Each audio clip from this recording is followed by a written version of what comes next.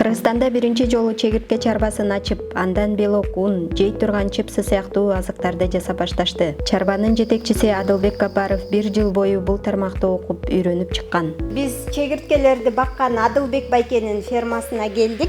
Мына бул чегирткенин домастикос деп аталган түрү экен. Атайын ушундай кургатылып туруп, тоңдурулуп коет экен. Ишкер Адылбек Капаров башында сатып алган чегирткелеринин көбүн өлтүрүп алгандыгын айтат.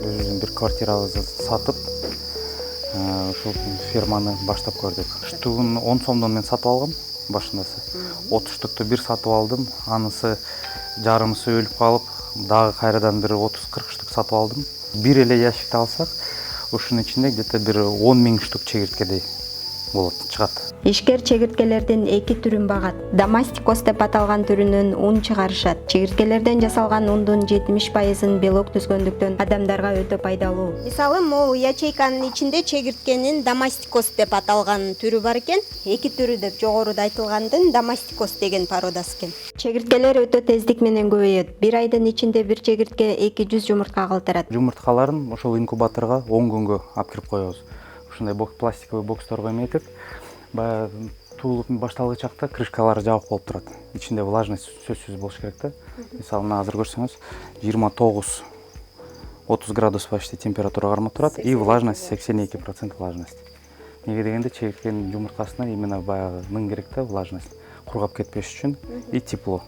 Жылдыкта ошол жерде 10 күн турат. 10 күндөн кийин туулуп баштагандан кийин дагы бир 5 күн кармайбыз и 5 күндөн кийин уже основной комнатага чыгарып кетебиз. Ошондой эле чегирткелер бир айда 5-6 литр суу ичип, 2-3 килограмм жашылча жемиш жешет. Булар сууну көп жактырбайт.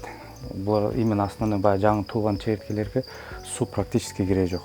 Ошондогу эметип туруш керек. Контролдоп, баягы поилка деп коебуз, ошо поилкаларын биз эметип турабыз, текшерип. Буларга биз өзүбүз баягы чыгарганбыз рецепт менен комбикормду. Күнүгө бир малны карап турабыз, аны в принципе мындай майда чегирткелер көп деле тамак жебейт алар. А уже основной чоңоюп уже баягы 20 күндүк чегирткелер, ошондо алардыкы баягы аппетиттери ачылып, ошондо көп жей баштайт. Адылбек Капаровдун айтымында чарбачылыктын эң биринчи багыты чегирткелерден ун чыгаруу. Ал үчүн алгач чегирткелерди тоңдуруп, андан соң жууп тазалап, анан тегирменге тарттырышат. Чегирткеден жасалган ундун 1 килограммы 6000 сомдун тегерегинде сатылат. Мына көрүп атасыңар, бул чегирткеден жасалган ун экен. 1 килограмм ун чыгарыш үчүн 4 килограмм чегиртке керек. 12 000 штук керек. Кургагандан кийин ал немесин салмагын жоготот да. Ал эми кара чегирткелерди кууруп закуска катары колдонушат. Биз да четте калбай куурулган кара чегирткелердин даамын татып көрдүк. Ленчен печенье жасайт.